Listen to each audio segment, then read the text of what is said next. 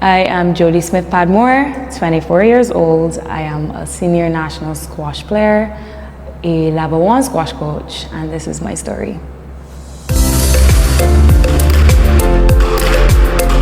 Did you first discover squash and what attracted you to it? Yeah, so about in 2011, my sister and I, we were looking for a summer camp to join. My mom decided to put us in National Sports Council camp. When we went to sign up, we wanted to do netball.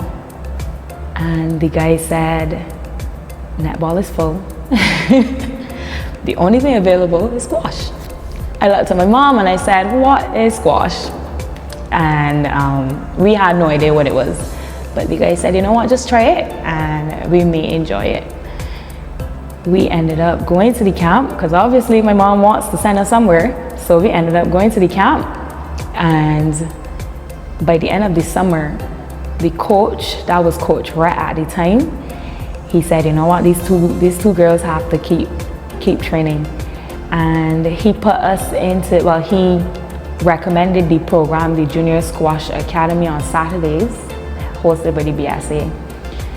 He recommended it, and every Saturday we had training for squash, and that's how we started.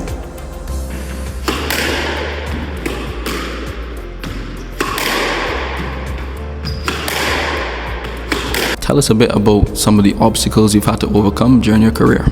I would have been a senior squash player. As I mentioned before, I'm a senior squash player, but I was also a junior national squash player from 2016, where I had my first tour to Cayman Islands. Every year from then, I represented Barbados every single year for the past, if you do that calculation, up to last year. So some obstacles that I would have faced is like even figuring out myself as an athlete, trying to discover what really was my purpose, if it was in becoming a professional squash player or a coach. And it really kicked in for me when I finished at Padmore. I graduated from Padmore, and I was deciding on whether I wanted to go overseas for school or if I wanted to go to University of the West Indies, and what was the next step.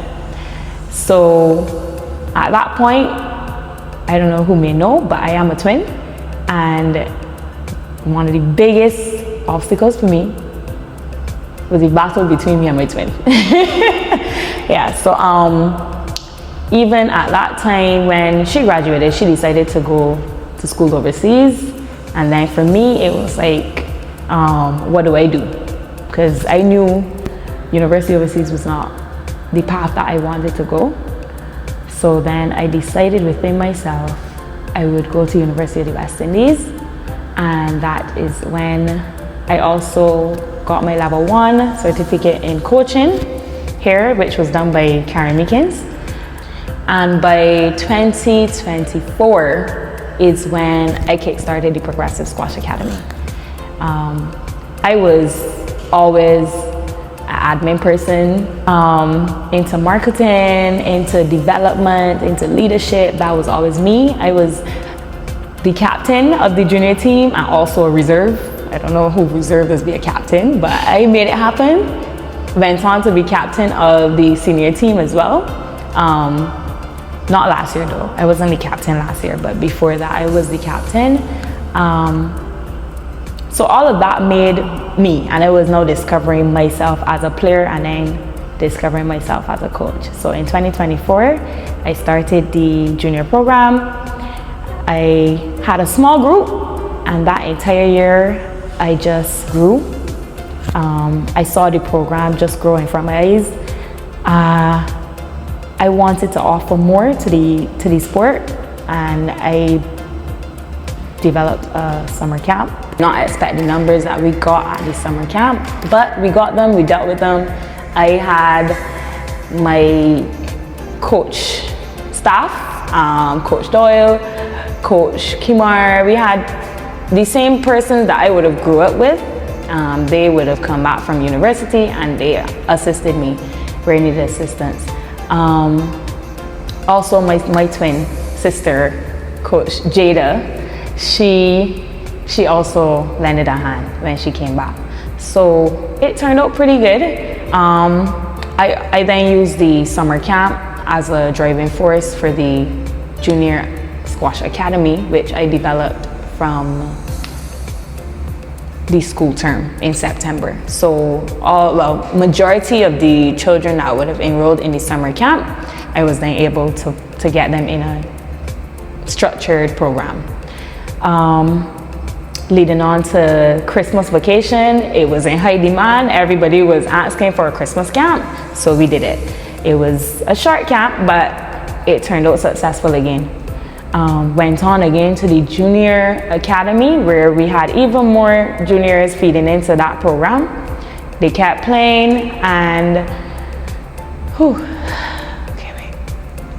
and by 2025, I was then able to hold another camp, another summer camp.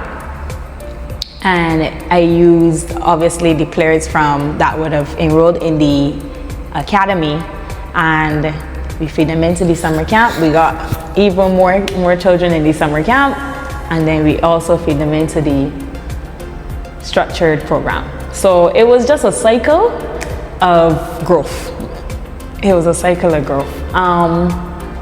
And now all of these children are, well, I wouldn't say all, but most of them have made the national team, the junior national team. They've gone on to other coaches, which was the entire goal, is to bring in the children, get them into squash, and then, obviously I only got so many hours in a day, so feed them into other coaches, other programs, get them in a development of squash, right? So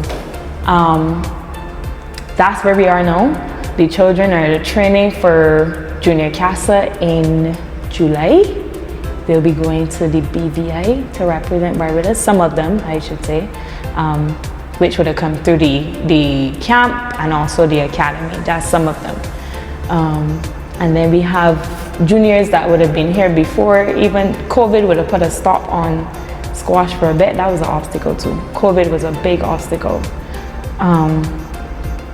We had like this gap in squash, juniors being older, and then we had some being too young, and then we had to, make some adjustments because of COVID.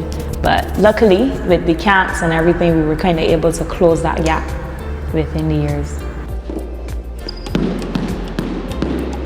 So you mentioned what made you transition from a player to a coach, but I want to ask, what do you love about coaching squash? What I love about coaching squash, for me, is the satisfaction that I get watching a player develop. That's the ideal thing. Seeing that, it might be slow progress, it might be quick progress, but seeing the progress in a whole, just, we might be training for X amount of months, and then we have a tournament in, say, March, is like Junior Nationals, and then seeing a player showcase what they learn, and then also doing it under pressure is another thing. So it's just the development of the juniors, of the seniors, of adults, and the satisfaction that I get as a coach that I love about it.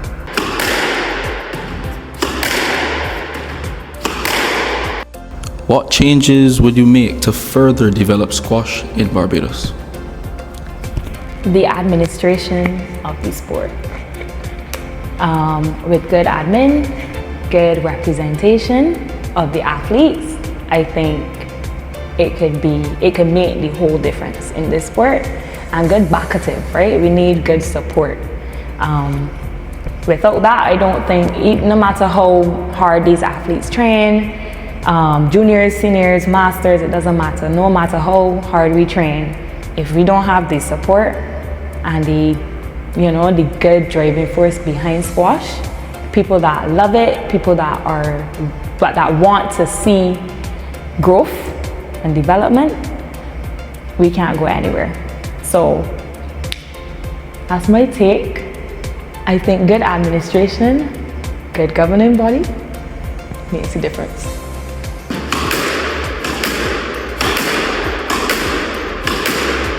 What are your plans for the future in squash?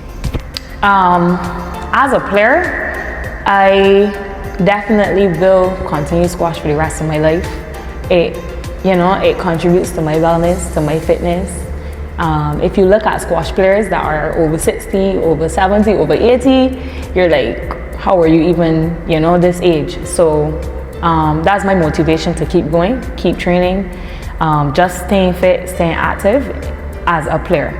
I will continue to compete, whether locally, regionally, internationally, given the opportunities. But that's as a player. And as a coach, I do love coaching. I do love to be a part of the administration of the sport. I love to see the development of the sport in a whole. So